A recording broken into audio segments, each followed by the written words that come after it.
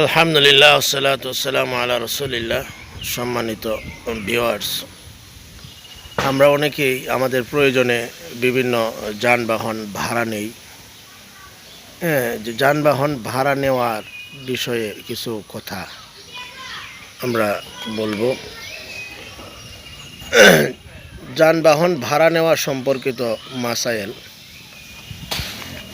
কোনো যানবাহন ভাড়া রিজার্ভ নিয়ে তার স্বাভাবিক ক্যাপাসিটির বাইরে লোক মাল বোঝাই করা যাবে না। তবে মালিক যদি চায়, সম্মত হয়, তাহলে তার সে অধিকার আছে। দ্বিতীয় কথা বলবো, কোথাও যাতায়াতের জন্য রিক্সা, মোটর বা অন্য কোনো যানবাহন ভাড়া নেওয়ার পর মতের পরিবর্তন হলে, মনে করেন আপনি ভাড়া নিলেন কিন্তু এরপরে আপনার আবার অন্য মত চলে আসছে যে যাব না কিংবা ভাড়া নিব না, এই ক্ষেত্রে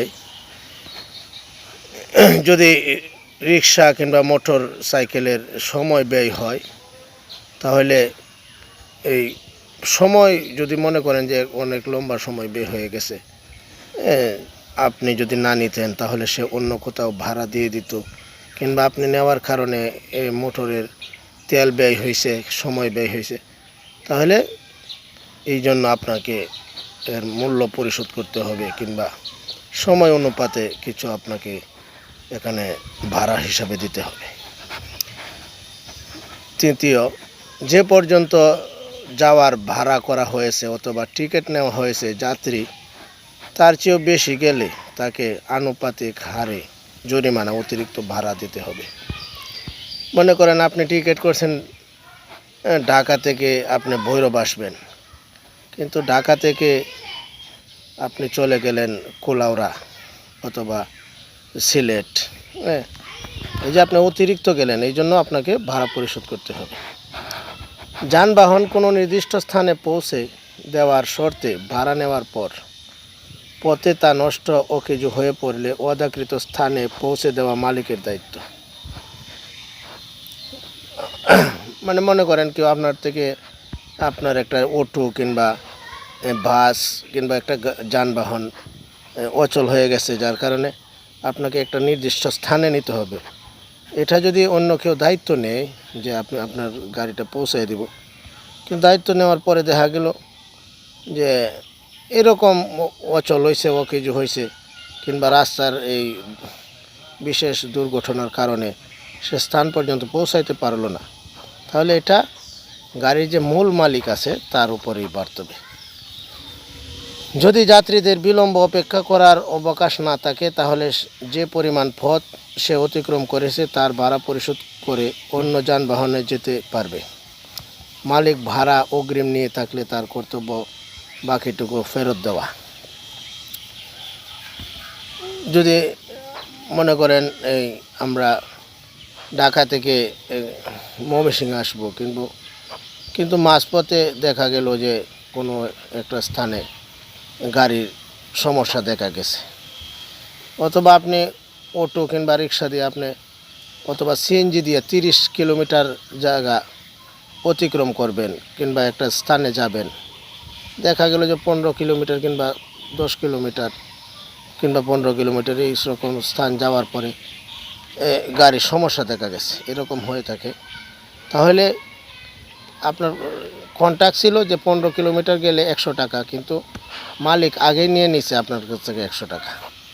এই ক্ষেত্রে মালিক বাকি জায়গা যে যাওয়ার জন্য যে ভাড়া প্রয়োজন, এটা ব্যবস্থা করবে।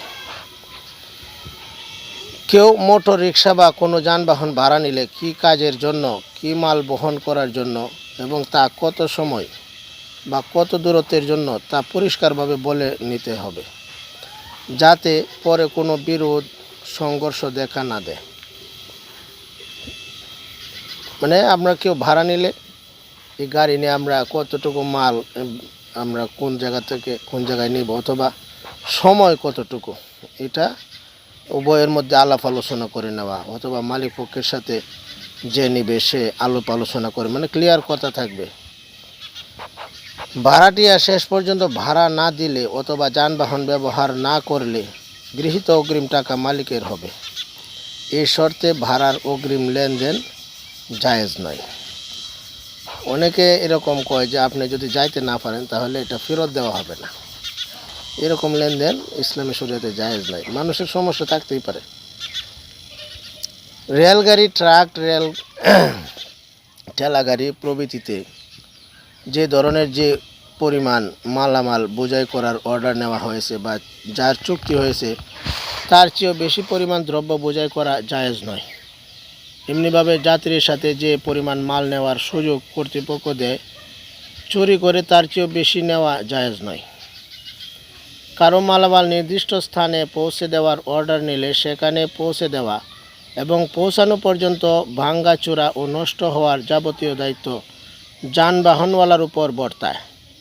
আর কোনো জীবজন্তু পাঠালে তার খাদ্য, মাছ পাঠালে তাতে বরফ দেওয়া অথবা ডিম পাঠালে তার শীতল রাখার জন্য ব্যবস্থা করা কর্তৃপক্ষের এবং সংরক্ষণের দায়িত্ব মালিকের।